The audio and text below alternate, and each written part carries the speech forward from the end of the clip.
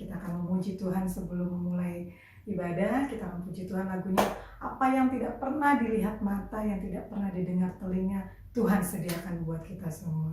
Adik-adik pasti tahu lagunya ya. Kita nyanyi sama-sama yuk. Kita tepuk tangan sama yuk.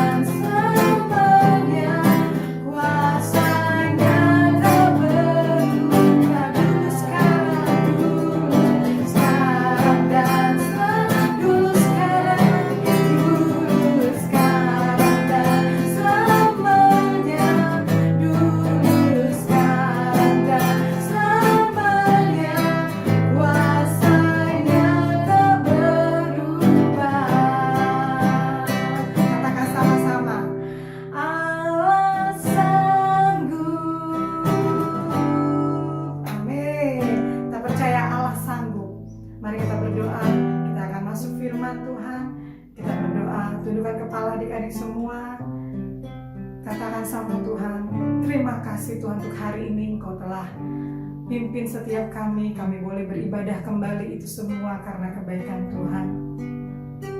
Tuhan, pada hari ini kami mau ibadah bersama-sama Tuhan. Kami mau saling menguatkan, kami mau saling ya Tuhan menegur, kami mau saling mengingatkan bahwa Tuhan Yesus itu ada, Tuhan Yesus itu sanggup, Allah yang sanggup melakukan semua perkara Tuhan. Apa yang menjadi masalah kami Tuhan, kami mau serahkan sama Tuhan. Tuhan, kini kami mau ibadah ini dimulai ya Tuhan. Biarlah Roh Kudus-Mu yang mengurapi ya Tuhan ibadah ini dari awal, pertengahan hingga akhirnya.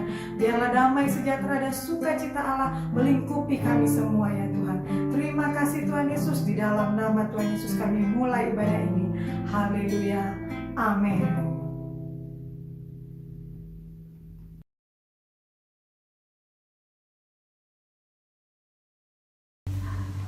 Halo adik-adik, apa kabarnya anak-anak SMP 11? Kakak kangen loh sama kalian semuanya. Ada nggak yang kangen sama kakak? Ya pasti banyak lah ya, soalnya kakak kangen banget loh sama kalian. Kakak berharap semuanya sehat di sana, tetap sukacita, tetap berpengharapan kepada Tuhan Yesus Kristus, tetap menjadi anak yang manis buat papa mama atau adik, atau jadi abang atau kakak di rumah yang terbaik untuk keluarganya. Kelas 7, 8 maupun 9 yang masih punya tugas wajib dikerjakan ya. Itu proses dari adik-adik selama duduk di bangku SMP. Jadi tetap semangat ya. Sebelum kita sharing firman, kita doa dulu ya. Oke, ambil sikap berdoa, kita berdoa.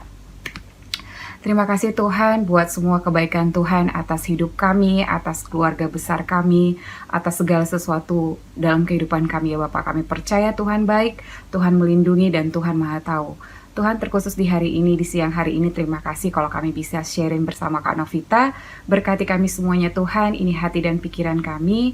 Kami minta tolong kepada Roh Kudus, kiranya Roh Kudus menyanggupkan kami, memampukan kami untuk mengerti firman Tuhan, bahkan mengajari kami untuk melakukannya dalam kehidupan kami. Di dalam nama Tuhan Yesus, kami siap mendengarkan firman Tuhan. Haleluya, amin.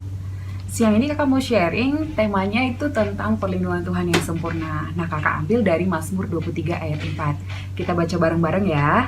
Semuanya ngambil Alkitab atau gadgetnya mungkin. Kita baca bareng-bareng, yuk. Udah nemu? Mazmur 23 ayat 4. Yang sudah nemu katakan, amin. Oke, kakak sudah dengar. Kita baca ya. 1, 2, 3. Sekalipun aku berjalan dalam lembah kekelaman, aku tidak takut bahaya, sebab Engkau besertaku. Gadamu dan tongkatmu itulah yang menghibur aku. Amin. Kita baca sekali lagi yuk. Yang lebih kencang ya. 1, 2, 3. Sekalipun aku berjalan dalam lembah kekelaman, aku tidak takut bahaya, sebab Engkau besertaku. Gadamu dan tongkatmu itulah yang menghibur aku. Amin. Nah, kakak ada terjemahan bahasa Indonesia sehari-hari. Mungkin kakak yang bacakan didengar ya. Demikian firman Tuhan. Meskipun aku melalui lembah yang gelap, aku tidak takut bahaya. Sebab Engkau menemani aku, Engkau melindungi aku seperti seorang gembala melindungi dombanya dengan tongkat dan gada. Amin. Mazmur 23 ini yang menulis itu pemazmur namanya Raja Daud. Semuanya pasti udah kenal lah ya yang namanya Raja Daud.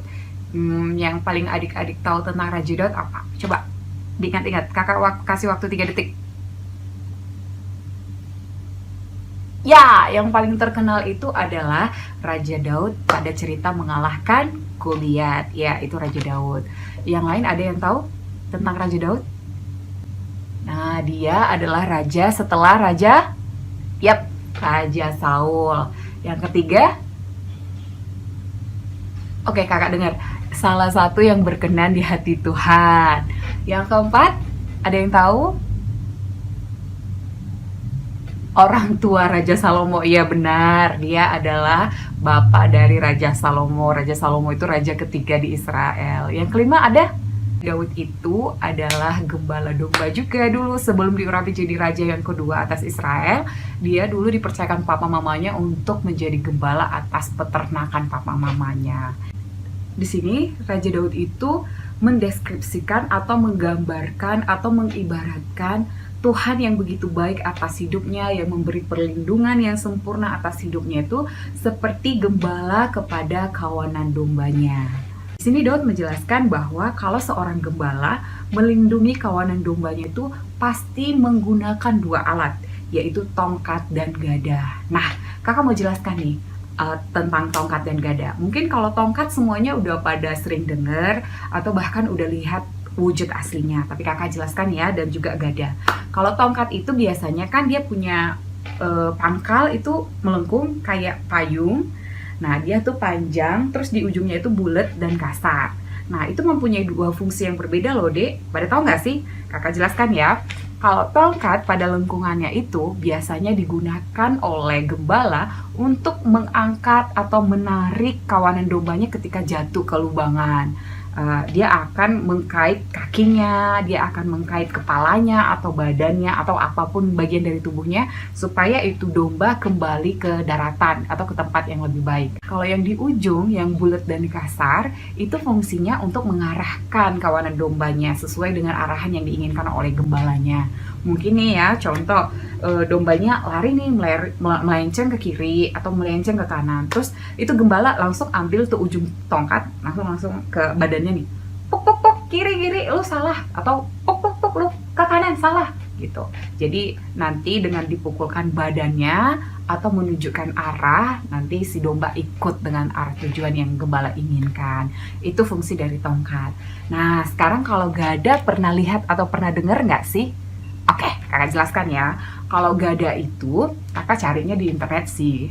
Gada itu lebih pendek daripada tongkat. Katanya kisaran panjangnya itu antara 40-50 cm.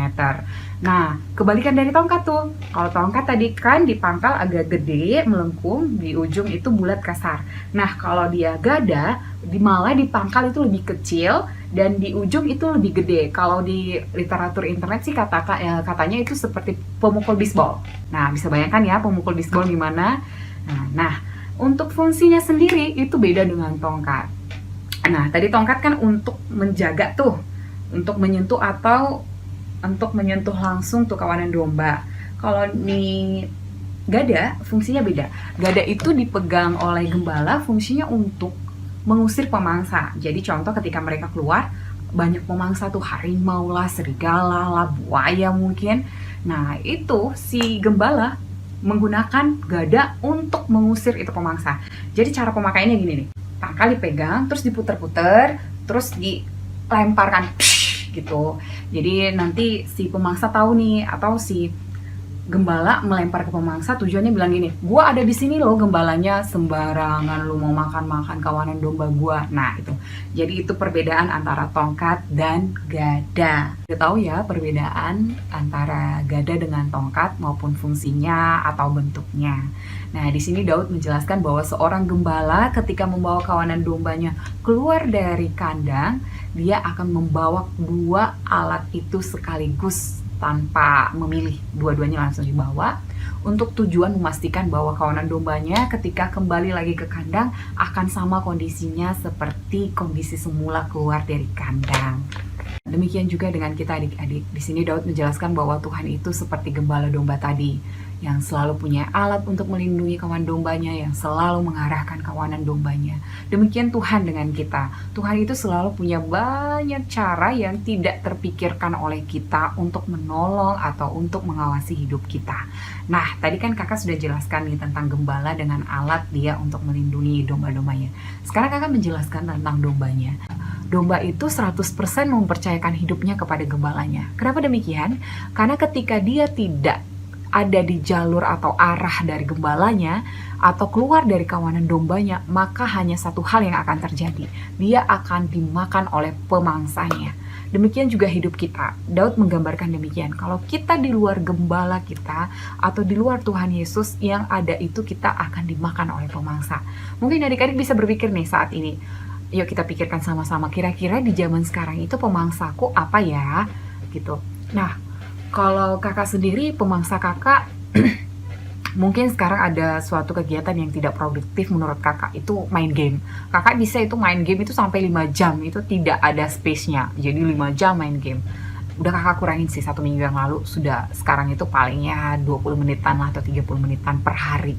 Itu luar biasa, dan itu memang harus benar-benar mematikan kedagingan untuk tidak menyukai itu game, karena itu tidak produktivitas, itu menjauhkan kakak dari kegiatan kakak untuk lebih dekat dengan Tuhan. Ya biasanya kakak kan 5 jam itu kita kalau baca Alkitab udah berapa pasal yang akan kita baca. Biasanya kakak itu 5 jam ya paling tidak PPW, baca firman, atau nonton YouTube sharing firman Tuhan dari pendeta-pendeta kayak gitu. Banyak hal lah ya, kalau 5 jam mungkin bersihin kamar atau apa gitu ya. Nah, kakak mau jelaskan bahwa adik-adik kita nggak bisa keluar dari tracknya Tuhan, kita keluar dari cengkraman Tuhan, tidak bisa, karena akan ada akibat dari semuanya itu. Sebab hanya Tuhan saja perlindungan kita, hanya Tuhan sajalah yang bisa menjamin hari-hari kita. Kalau tidak di dalam Tuhan, itu akan terjadi banyak hal yang kita tidak sanggup, karena hanya di dalam Tuhan kita bisa melakukan perkara-perkara yang ajaib. Contoh, cobaan bisa aja datang, tapi karena ada Tuhan di dalam hidup kita, kita bisa melewatinya. Kita semakin naik kelas di dalam Tuhan, semakin kuat di dalam Tuhan, semakin mengenal Tuhan. Nih, ada firman Tuhan nih, katakan gini, jikalau kamu tinggal di dalam aku dan firmanku tinggal di dalam kamu, minta apa saja yang kamu kehendaki dan kamu akan menerimanya. Itu di Yohanes 15 ayat 7. Kakak berharap adik-adik juga begitu. Mungkin di masa-masa pandemi ini banyak pertanyaan-pertanyaan yang menakutkan atau pemikiran-pemikiran yang menakutkan, yang kalau dipikirkan itu semakin menakutkan, tidak ada jalan keluar. Tapi satu hal adik-adik, kita punya Tuhan Yesus. Jadi ketika Anda memikirkan, adik-adik memikirkan hal-hal yang tidak sanggup untuk adik-adik cari jalan keluarnya sendiri, datang ke Tuhan, berdoa, minta perlindungan Tuhan, minta tuntunan Tuhan. Tuhan pasti kasih, Tuhan pasti tunjukkan jalannya. Mungkin melalui orang tua akan nasihati. Ketika kamu cerita ke kakak rohani, mungkin ke Kak Richard atau Kak Kristo, nanti kakak akan kasih jalan keluar mungkin, atau dengan tante mondang atau om. Nah, bisa diceritakan ke kita adik-adik apa aja masalahnya. Jangan lari, intinya jangan lari dari perlindungan Tuhan, jangan lari dari arahan Tuhan, karena hanya Tuhan saja perlindungan kita. Kakak berharap kita semua tetap menjadi dombanya Tuhan, tidak menyimpang ke kanan dan ke kiri, melainkan melakukan instruksinya Tuhan, melakukan arahan Tuhan, yaitu firman Tuhan. Jadi semuanya harus baca firman ya, setiap hari. Karena ada lagu gini kan, yang menyatakan bahwa kalau kamu tumbuh di dalam Tuhan, kamu harus baca firman Tuhan. Gimana ya lagunya? Baca kitab suci, doa tiap hari kalau mau tumbuh, kalau mau tumbuh, kalau mau tumbuh. Baca kitab suci, doa tiap hari kalau mau tumbuh. Nah, kakak di sini bukan memberikan pilihan, tapi kakak sebagai kakaknya adik-adik, kakak berharap semuanya harus baca firman, karena identitas kita itu ada di firman Tuhan. Siapa kita di dalam Tuhan dan Tuhan di dalam kita, itu semuanya ada di sini. Jadi kita harus baca. Dengan membaca ini kita semakin kenal Tuhan, maka itu akan membuat kita penuh dengan damai sejahtera dan pastinya punya pengharapan untuk masa depan. Karena Tuhanlah jaminan dari semua masa depan kita, adik-adik. Nggak perlu khawatir, karena Tuhan selalu ada beserta kita. Katakan amin. Amin ya. Terima kasih. Ini sharing kakak, mungkin minggu depan sama Kak Kristo ya. Oke, kita selesai, kita bersatu dalam doa ya. Yuk kita tutup sharing kita. Terima kasih Tuhan kalau kami sudah mendengarkan firman Tuhan dari Mazmur 23 ayat 4. Diberkatilah kami semua yang mendengarkannya dan kami sanggup melakukannya karena ada pertolongan Roh Kudus dalam hidup kami. Bapa, pada siang hari ini juga hamba berdoa untuk adik-adikku satu persatu ya Tuhan, dari kelas 7, kelas 8, kelas 9, serta Ibu Peggy, Tante Om, Kak Kristo, serta Kak Richard, semuanya kami Bapak aman dalam lindungan Tuhan. Bahkan keluarga besar kami semuanya aman dalam lindungan Tuhan. Tuhan, kami berdoa khusus untuk siang hari ini untuk kakak-kakak kelas 9 ya Tuhan. Kami berdoa untuk Kak Agatha, untuk Elizabeth, untuk Kak Maria, untuk Jane, untuk Farel, untuk Gaby, untuk Tara, untuk Pasca. Tuhan, terima kasih untuk adik-adik kami ini. Biarlah kelulusan merupakan bagian dari mereka. Mereka lulus dengan luar biasa. Dan kami berdoa untuk SMA yang mereka tuju Tuhan, biarlah SMA itu adalah SMA yang terbaik yang daripada Tuhan. Dan kami rindu mereka juga mengalami Tuhan di SMA itu. Tuhan, ada persekutuan rohani atas SMA yang mereka tuju. Kami serahkan masa depan adik-adik kami kelas 9 ke dalam tangan Tuhan. Jadilah Tuhan, jadilah Raja atas masa depan mereka. Dan biarlah mereka selalu menjadi anak-anak Tuhan yang cakap dimanapun berada. Kami juga berdoa buat adik-adik kelas 8 dan kelas 7 Tuhan, biarlah mereka Engkau mampukan untuk melakukan tugas-tugas mereka setiap hari dan selalu sukacita dan penuh kebahagiaan. Tuhan, berikan kesehatan bagi mereka dan bahkan keluarga mereka ya Bapak. Terima kasih Tuhan. Hamba juga berdoa Tuhan untuk keluarga dari adik-adikku, seluruh keluarganya Tuhan, papa, mama semuanya baik, sehat, kakak, abang, adik semuanya sehat, aman dalam lindungan Tuhan. Biarlah keluarga kami menjadi keluarga yang takut akan Tuhan, yang berserah kepada Tuhan Yesus Kristus, menjadikan Tuhan tempat perlindungan dan tempat pengharapan kami yang hidup. Bapak, buat semuanya adik-adik kami yang mungkin ada keluarga yang dalam krisis ekonomi, Tuhan bantu, Tuhan tolong. Datanglah Bapak kepada keluarga ini untuk menjadi penolong bagi mereka, memberikan pengharapan dan memberikan kehidupan baru atas mereka. Terima kasih ya Bapak. Biarlah hari-hari kami selalu ada di dalam Tuhan, Tuhan yang selalu melindungi kami dengan kuat kuasanya. Terima kasih ya Bapak. Di dalam nama Tuhan Yesus Kristus kami telah berdoa, bersyukur dan berserah. Haleluya. Amin.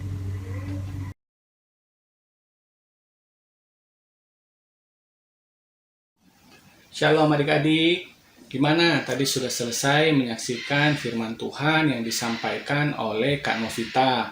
Semoga bisa menjadi berkat buat adik-adik semua. Nah, sekarang kita memasuki sesi aktivitas. Pada sesi aktivitas kali ini, terdapat 3 buah aktivitas. Untuk itu, adik-adik saksikan berikut ini sebuah tayangan mengenai teknologi masa depan.